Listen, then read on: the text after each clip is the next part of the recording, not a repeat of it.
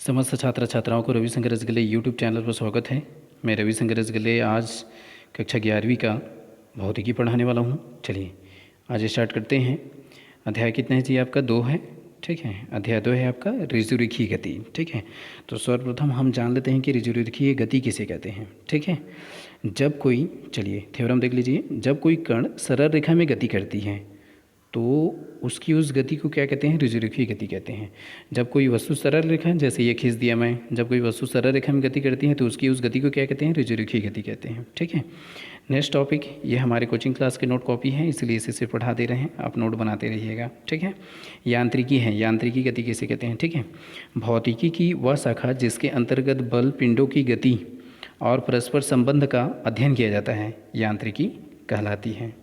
जिसके अंतर्गत किसका किसका अध्ययन करेंगे? बल और पिंडों की गति का। ठीक है, उसका अध्ययन करेंगे और दोनों में रिलेशनशिप को देखेंगे, मतलब संबंध को देखेंगे, तो उसे क्या कहेंगे? यांत्रिकी। ठीक है, देखते हैं, ये आपका स्थैतिकी है, इसको भी क्लियर कर देते हैं। ठीक है, तीसरा टॉपिक है आपका, देखिए क्या है जी? आपका स्थैतिकी। चलिए 1 मिनट ना, नहीं दिख रहा था। ठीक है, देखिए ये आपका है स्थैतिकी। देखिए स्थैतिकी किसे कहते हैं? यह यांत्रिकी की वह शाखा है जिसके अंतर्गत वस्तु की विस्थापन का अध्ययन किया जाता है। वस्तु की विस्थापन का अध्ययन कहा जाता है, मतलब एक स्थान से दूसरे स्थान तक जब वस्तु को कर दिया जाता है तो उसका अध्ययन किया जाता है, अर्थात उसकी जो स्थिति है उसमें परिवर्तन होती है, उसी का अध्ययन करते हैं। तो यह यांत्रिकी की वह शाखा है जिसके अंतर्गत वस्तु के विस्थापन का अध्ययन किया जाता है। क्या कहलाता है? यांत्रिकी कहलाता है। स्थैतिकी ना, स्थैतिकी कहलाता है। नेक्स्ट देखते हैं गतिकी। यह यांत्रिकी की वह शाखा है जिसके अंतर्गत गतिमान वस्तु का अध्ययन किया जाता है। जब गतिमान वस्तु का अध्ययन किया जाता है तो क्या कहेंगे? गतिकी कहेंगे। ठीक है, और स्थिर वस्तु का अध्ययन किया जाता है तो उसे क्या कहते हैं? स्थैतिकी कहते हैं। ठीक है, चलिए थोड़ा सा आगे चलते हैं। जैसे आपका निर्देश तंत्र है, ठीक है, जड़त्वीय अजड़त्वीय रहता है, तो पहले निर्देश तंत्र को ही ख़त्म कर देते हैं। ठीक है, देखिए ये आपका निर्देश तंत्र है। ठीक है, वह तंत्र जिसके अंतर्गत सापेक्ष किसी वस्तु की स्थिति अथवा गति का अध्ययन किया जाता है। ठीक है, निर्देश तंत्र कहलाता है, मतलब सापेक्ष अध्ययन किया जाता है।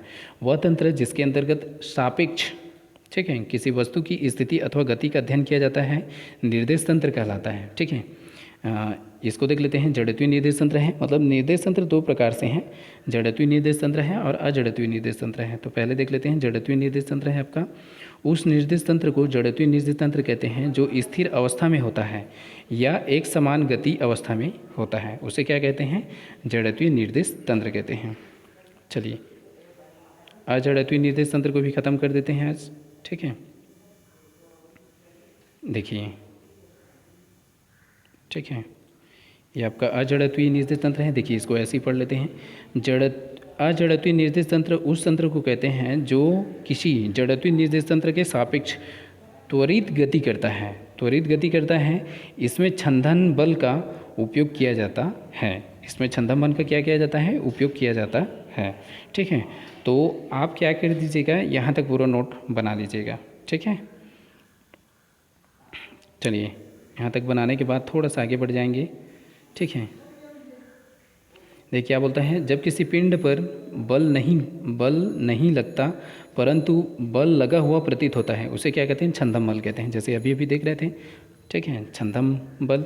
तो जब किसी पिंड पर बल नहीं लगता है परंतु उस वस्तु पर बल लगा हुआ प्रतीत होता है, उसे क्या कहते हैं? छंदम बल कहते हैं। जैसे छंदम अभिक्रिया होती है, वास्तव में वह प्रथम कोटि की होती है लेकिन द्वितीय कोटि की तरह प्रतीत होती है, तो उसे क्या कहते हैं? छंदम अभिक्रिया कहते हैं।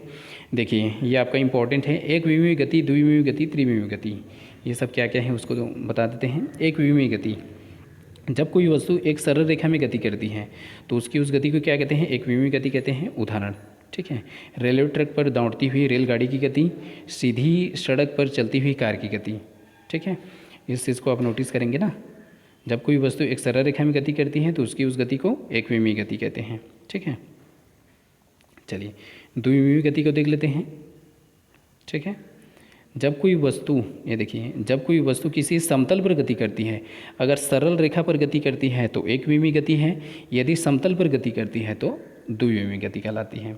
जैसे जमीन पर रेंगता हुआ कीड़ा नदी पर नाव की गति, ये क्या है? द्विविमी गति कहते हैं।